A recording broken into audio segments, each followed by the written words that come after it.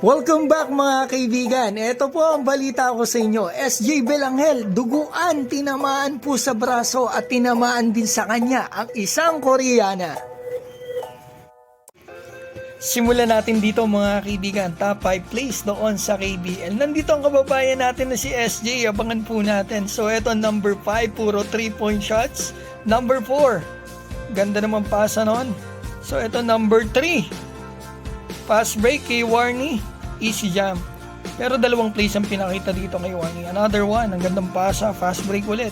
So ito number 2, slam dunk ulit. At ang number 1 dito yung kababayan natin, no doubt. Ito talagang top place kasi ito yung ginawa nyo na isang araw. Sobrang layo talaga kabilang court at buzzer beater yan mga kaibigan. Kaya naman number 1 po talaga yan. So itong game niya kagabi ang kalaban po ni SJ kagabi, ang team ng kababayan natin na si Dave Ildefonso. So ito makikita natin yung ginagawa. Talagang consistent ang batang to. Most improved sa mga Gilas boys natin na nandoon sa KBL. So ito, dito nasaktan si SJ mga kaibigan. Duguan dito ang kababayan natin makikita nyo. So ito, tinamaan pala siya doon. Mukhang sundot yan ang kuko. Baka mahaba yung kuko ng tumama sa kanya o pagbagsak niya sa sahig. So ito, tignan natin yung gagawin dito ni SJ. Tres. Maganda kay SJ talagang yung pagiging consistent niya at napakasipag pa. At talagang bonus na yung talent niya kasi kahit pa may talent ka, kung hindi mo naman tutustusan ng talagang effort, talagang kulang din talaga. Ito talagang consistent, may talent, kaya maganda talaga yung ibibigay niya sa kaya nabibigyan ng tiwala ng coach niya.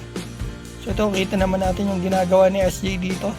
Napaka-shooting din talaga ng bata na to. Inorderan siya ng coach doon, sinenyasan, natakihin mo. Hindi naman binugo si coach doon, ang kababayan natin. So ito, tignan natin, trust kay SJ. Third quarter to at talagang tatamaan na naman dito sa SJ. Ito mga kaibigan, nakaapak pala siya. Nakaapak. Buti nakabalik pa dito sa SJ. Masakit din kasi kapag nakakaapak ka ng paa kapag naglalaro ka Lalo yung galing sa talon. Buti ito galing sa dribble. Pero kung galing ka sa talon tapos babagsak ka sa paa ng kalaban, masakit talaga yun. Pero mas masakit yung tinamo kagabi ni Abando mga kaibigan. Hihintay ko pa sagot kung okay si Abando. Hindi na nakabalik sa game kagabi. Sabay sila ng game Gandang galaw naman ang side step. So ito mga kaibigan hindi talaga nakakapagtaka na ganito ang magiging reaksyon ng mga magagandang binibini doon sa Korea. Mahal kita, SJ Belanghel. Ito pa, lalaki yan mga kaibigan. Kasi kita naman natin yung husay ng kababayan natin na si SJ. Kaya talaga, no doubt, marami po talaga ang bibilib sa kababayan natin. Mahiwagang tanong, gusto mo po bang makita si SJ Belanghel sa Gilas Pilipinas ngayong February? I-comment mo na dyan sa baba.